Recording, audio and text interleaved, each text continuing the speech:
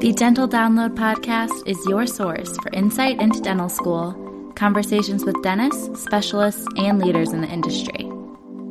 With new episodes every Monday morning, I'm your host, Haley Schultz. Let's get into this week's episode.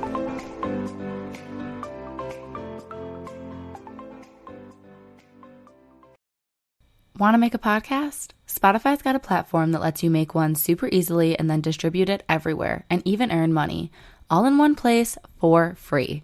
It's called Spotify for Podcasters. Here's how it works. Spotify for Podcasters lets you record and edit podcasts right away from your phone or computer, so no matter what your setup is like, you can start creating today. Then you can distribute your podcast to Spotify, but also everywhere else podcasts are heard. Video podcasts are also available, and you can earn money in a variety of ways, including ads and podcast subscriptions. Did I mention it is totally free, no catch? I've been using Spotify for Podcasters since the very beginning of my show, and now we're nearing our 200th episode, so I can definitely say it's an easy platform, and I've really loved using it. So be sure to download the Spotify for Podcasters app or go to www.spotify.com/podcasters to get started. All right. Hi, everyone. So we have another guest here today. And if you could just introduce yourself a little bit, let us know where you went to undergrad, where you are now for school. Hi, everyone. My name is Paresha. I'm a D1 at New York University's College of Dentistry. And I actually went to undergrad in Northern Virginia at George Mason University. But funny story, I was born in Manhattan, born and raised, and then we had to move to Virginia because of my dad's job. And now I'm back in Manhattan for dental school. So I like to say that my life with New York has come full circle. That's really nice that you're probably back in the place that feels more like home anyways. Exactly. Yeah. That's cool. Do you have friends and family that still live in the city too, outside of dental school? So a lot of my family now, they've relocated to Long Island, New York. So a bit far from the city, but no, like even though I was born here and lived here, I feel like I moved, like along with my out-of-state classmates, started fresh. And especially with COVID, the city has been very different than what it used to be. So that was also a huge transition, to adjust with as well. And I'm coming from a very suburban area. So Northern Virginia, I lived since I was 10. So from 10 to age 22. So coming back to like a city environment, it was a huge difference. Oh, yeah. And especially because when you did live in the city, you were younger. So it's not really the same kind of experience that you're having now. Exactly. Now I'm alone doing things, adulting. So yeah, you're right. It is very different. So could we start off just talking about your pre-dental journey? Can you kind of walk us through when you knew you wanted to do dentistry, any of the like undergrad experiences you had? Sure. So my story is a little bit different. I knew that I wanted to become a dentist when I was 16 years old. And that's because growing up, my family is from Bangladesh. It's a third world country. And they were like deadly terrified of the dentist. And I couldn't really understand why, because I grew up going to the dentist and it was just fine. But it wasn't until, I was in high school and my parents and my grandparents would share stories that back at home when they'd get dental work done, like doctors would reuse anesthetics. They wouldn't wear gloves. They'd make everything look very daunting almost. And I have this one crazy story that I have to share, and I shared it during my dental school interviews. So my grandmother, she had to get work done in India. So she goes, it's for a bridge. And the doctor actually reused an anesthetic that he used on his previous patient. So on her way back home from India to Bangladesh, the commute, she literally went into anaphylactic shock, like she couldn't breathe. And it's just stories like that. I'm like, well, of course you're scared of the dentist. Like I would be too. So it's just when I was 16 and we were in Virginia, two of the doctors that were my dentists, they're both NYU grads and they're both from Pakistan. they made me realize like, wow, like these are my people. And look, they love dentistry. And a lot of our patients were also South Asian. And a lot of them were the age of my grandparents and my parents. So it was really nice and reassuring to see that they were changing that. And that's exactly what I want to do, educate people that no, your dental needs are just as important as your medical needs. It's a lot of times my family will see it as, oh no, it's expensive, so I won't need it. Or no, my tooth doesn't hurt. I'll only go to the dentist when I feel pain. But now I'm starting to see as I'm becoming more involved in dentistry, they'll ask me questions about it. And I can like explain it in a way that doesn't seem so scary. So that's how I was introduced into the world of dentistry. And then I've even dental assisted for that same couple all throughout my undergrad years. So that kept me very involved as well. And then you asked about my pre-dental journey. So I came into George Mason as a biology major. And right, I would say after my first year and a half, I was actually introduced to neuroscience because a lot of my pre-med friends were majoring in neuro. So I took a neuroscience class. I fell in love with the major, and then I added that on as my double major. And what's really cool, a lot of times people ask me, well, you're interested in dentistry. What does neuro have to do with that at all? But I took a lot of psychology based courses, and I even got to do a research project on children from South Asian countries and their dental anxiety. I got to see how those two relate from like the psychological aspect, which I thought was very, very cool. So that was really great. I love both bio and neuro. And I was also the president of my dental society in undergrad. So we were a VAW, Volunteers Around the World outreach program, where we traveled to the Dominican Republic. We did free dental care on orphan girls, actually. So that was really, really wholesome and a very sweet experience. So I was definitely, I would say, like, in my undergrad, I did not let dentistry go. I was very involved. Yeah. That's awesome. And it's so nice that you found like a true passion related to dentistry so early and you continued to learn more about it, like through your research project, through your involvement, through meeting more patients and everything. And now you're finally in school and like really, really taking those steps to reaching that goal. That's amazing. Thank you so much. I 100% agree. So when it talks about your like application process, what do you think maybe made you feel nervous or less confident with your application? And then what was an element of your application that you were very confident about? Okay. So I would say for the application process, the biggest thing that made me nervous was the personal statement.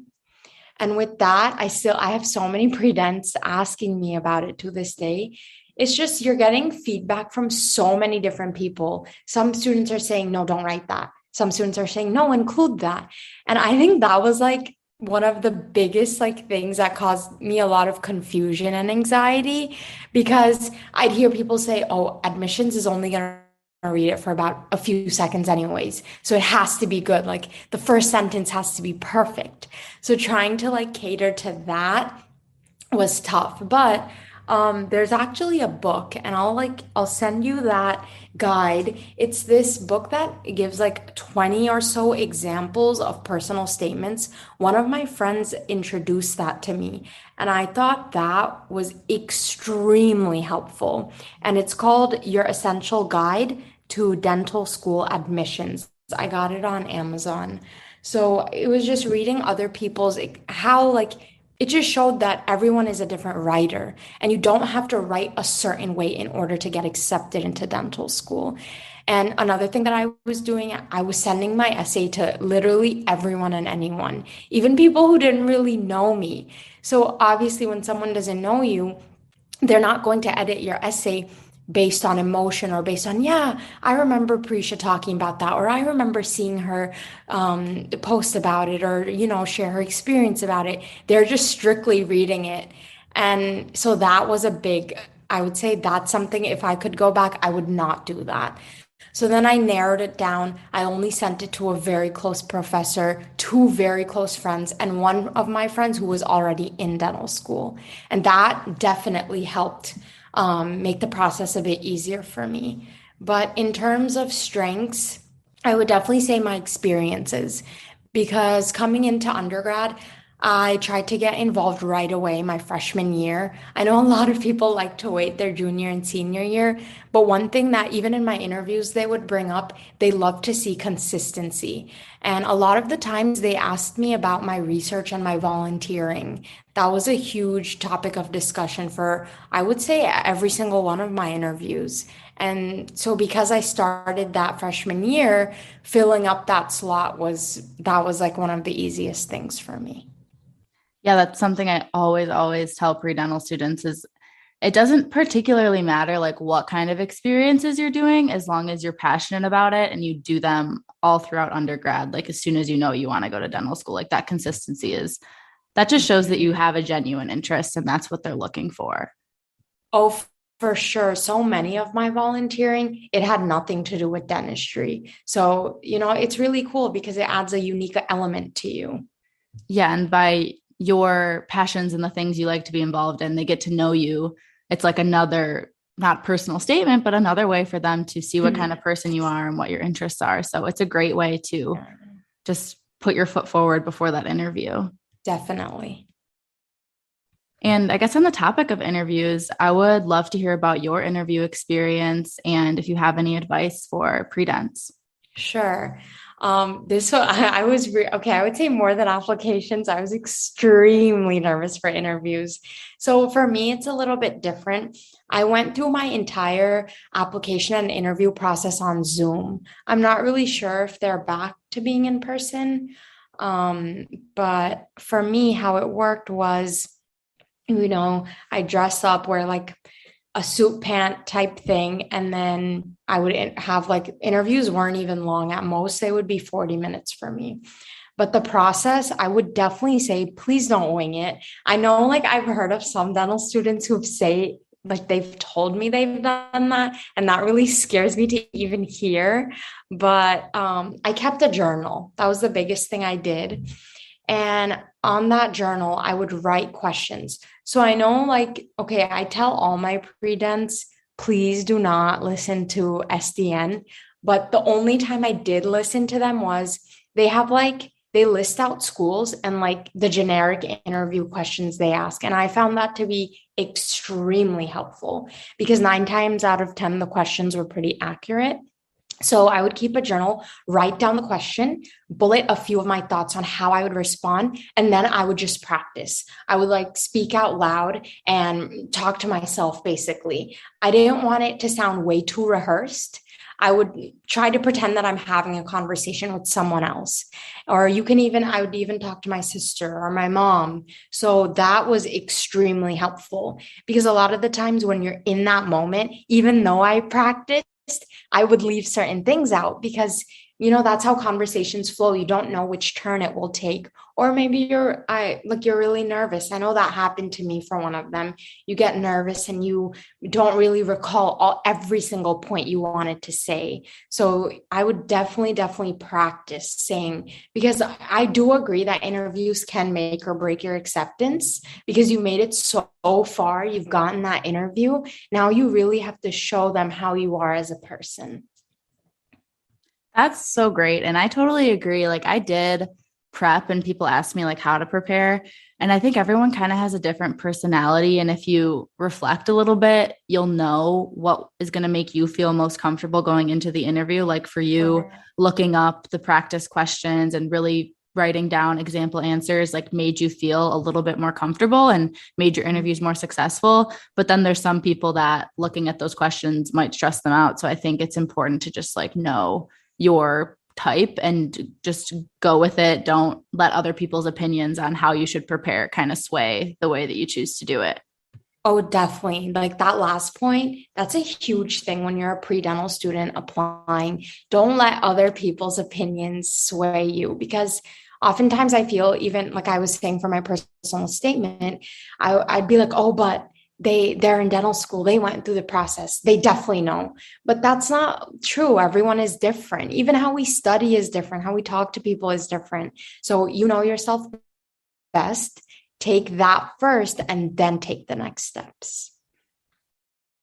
Yeah, exactly. And I think a lot of this stuff, it's just so hard for some people because certain dental schools, I mean, certain undergrads just don't have a lot of guidance when it comes to getting into dental school. They don't maybe have Right. a pre-dental club or a strong one or not great advisors. And it's really hard to find those mentors. And hopefully, with social media now and podcasts and YouTube and everything, people are finding those mentors and those resources. But I know it's really hard depending where you're going to school and starting out your education.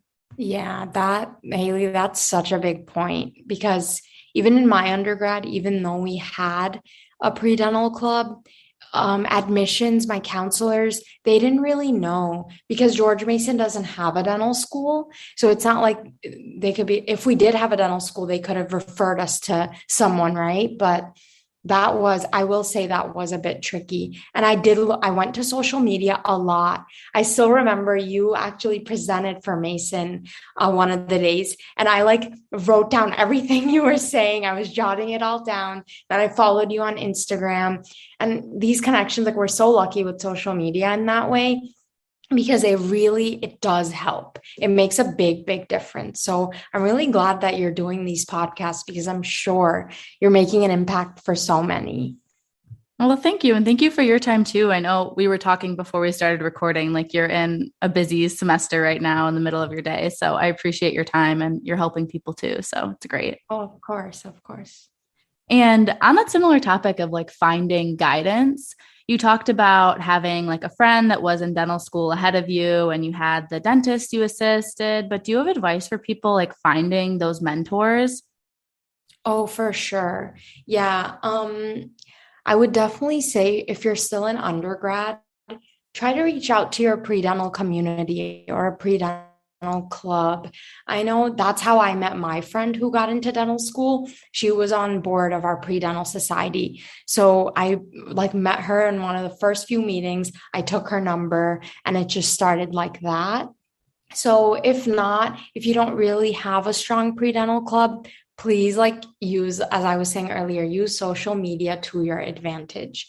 Everyone, like the dental community on social media, they're all so kind. Yeah, they might not respond to you right that second, but 9 times out of 10, they do respond. And if you're particularly interested in a school, that's exactly what I did. So, oh yeah, for every interview, I would find someone who goes to that school. And how I found these people was actually through the dental admissions boot camp Facebook group. They have like an Excel sheet of dental students who are more than willing to help you. And I would message them on Facebook and Instagram. That was tremendously helpful because oftentimes in an interview or when you speak to office of admissions, they'll give you, like the straight cut answer. But when you speak to a student, they can tell you, no, this is what we're going through. This is how our curriculum is. And it's so helpful for me, especially when I was deciding on which school to go to. But even before that, you can start messaging them. You can reach out to them. That I will definitely say is a helpful outlet. Yeah, that's a great resource too. I remember using that. I mentioned it to people still, but then I think like I don't even know if it's still available because I feel like I applied so long ago now. But the fact that you used it just like a couple cycles ago means it's probably still up and running. Yeah, for sure, because they keep the documents on the page. I don't think they ever take them out. And I do see like every year they'll ask for more dental students to participate. So I think it's still going. Yeah. That's great. I guess we talked a lot about your pre-dental experience and your advice to those undergrads, but I'd also love to talk about your dental school experience now in your first year. How has your transition been? Oh, for sure. Oh my gosh, Haley, it's been a very huge transition. I can't really say that anything that you do up until you begin dental school really prepares you. I mean, I thought I was 100% prepared, right? But it's two factors I would say for me. First, moving to a city. Now, New York City is it is the polar opposite of suburban Northern Virginia. I had my car everywhere back home. I even commuted to undergrad, actually. But here it's different. You walk. I walk to school, or you take the subway, or you take the bus. So just, it was a big cultural difference, I would say. But the people here are so amazing. It's so diverse that you will find your niche and your group, and everyone in dental school is so willing and helpful. That's something that I absolutely love. So the people that I surrounded myself with made that transition easier for me, exciting for me. But dental school, starting it, oh my gosh, it's so exciting. This is what I wanted to do since I was 16, right? So finally being able to start it, it was like everything is so cool. Even touching a handpiece for the first time, touching your mirror, because I was an assistant. I would always hand these instruments to the dentist. But now the fact that I'm able to use them on my own, that was really exciting. And even going off that, my favorite course would be lab. So we have right now, we're in single tooth restoration. So a lot of restorations, class ones, class twos, class threes, class fives. I love being in the lab. If I could be in the lab all day, every day, I would. And I think that comes from me assisting and seeing that, wow, like my dentist, they were able to do this and now I'm learning it. So it's really exciting that I can see that come to life. But didactics wise, it is challenging because I like to tell my pre-dental friends that in undergrad, when you had an exam, it was just on a few PowerPoints, I would say 5 to 6, right? But in dental school, it's not that the material is impossible. It's a lot of material in a very short amount of time. Like, for example, yesterday, I had a microbiome exam on 20 lectures. Now, if you told undergrad me that we'd have an exam in 20 lectures, I'd be like, no, you're kidding. I can't do that. But you actually can. It's just, now that I'm a second semester D1 student, I've definitely adapted to how I study. And it's funny, I was even talking to my friends about it yesterday. Our first semester, we would have, not hung out with anyone that week, just study, study, study. But now we know exactly how we study, how we learn best, and we cater to that. And we're still going out, we're still trying to balance our schedule. And that was a huge thing to learn too, balance, because I was like, wait, do I study all day or do I not? And I would say, Haley, definitely looking at you, like you're such a big inspiration. I still don't know how you do it. Like when I see your schedule, I'm like, oh my gosh, she fits so much into her schedule. And look, she's still like an amazing student. She's still giving time to herself. So that's a big thing, like looking to balance yourself, because no, you don't have to study 24/7 to still become a dentist, So that was a big transition for me, and I'm still working on it. I like to say it's getting better, but that's something you can always improve upon. Yeah. And like having, again, like a lot of the self-reflection, understanding your goals in dentistry allows you to know how you can best spend your time during dental school. Like you were saying with me, I do a lot of different things, but I mean, I'm not getting A's in every single class. Like that's something that I'm not prioritizing the same way. Like I'm getting everything done, learning as much as I can. But I know that for my career, being involved in extracurriculars and making connections with people in the industry, like that's something that's going to benefit me later. So like that's a way I choose to spend my time. And like you said, like the self-care and just balancing and making sure that you are fulfilling all of your needs in like all different ways is so crucial. And sorry, there's someone doing lawn work outside. It's okay. You probably don't hear that as much in the city. Lots of other noises, though, I bet. Yeah, not at all. So when I do hear it, it's like, okay, a sense of home. Exactly. But what I was saying, just like starting out dental school, I think it's so important to kind of figure out what you want to do, what your next steps are going to be, so you can make the most of those years while still trying to take care of yourself. Right. Haley, I agree with that so much, especially because I don't know why. So in my program, when we all came in, everyone has this one word, specializing. And they're like, no, we all have to specialize. I'm going to specialize And actually, for me, coming into dental school, because I've assisted so much with general dentists, I really love general dentistry. And the biggest thing that I love about it is that I notice the dentists I work with, yes, they're general, but they're doing a little bit of everything. And they told me that with your continuing CE courses, you can do it. Like my general, he does implants, which I think is so cool. And I saw that, I experienced that with them. And I thought, wow, yeah, I'll definitely come into dental school. Right now, in my mind, I want to stick to general, but just in case that I fall in love with a specialty, I'll keep an open mind. But it's when you surround yourself and everyone is saying, no, I'm going to specialize. I'm going to specialize. That does get to your head. Kind of like how we were talking about pre-dental students who don't have guidance. So when they do find that one person, they're like, no, everything they're saying is right. So that was a big learning curve for me. First semester, I would say I was pushing myself way more, sometimes to the point where I'm like, dang, like this is really hard now.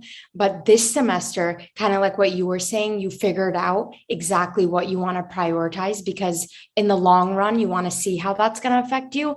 That's how I'm going about it too, becoming more involved now. And the balance, like saying, okay, no. I remember, I think I saw on your Instagram, you were like, gonna study or take a final or something, but then you're like, no, you took a bar class, or I think something like that. I'm like, no, that's exactly what I'm doing this semester.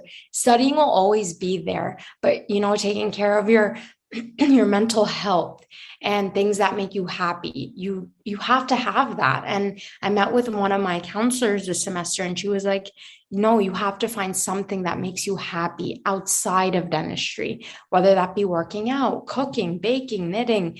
Please, that's what I tell all my pre-dents now, because that's something that I didn't know before, that please try to find something that really makes you happy, because there will be times in dental school where it feels really hard. It feels impossible. So you have to have outlets, that keep you sane, that keep you happy.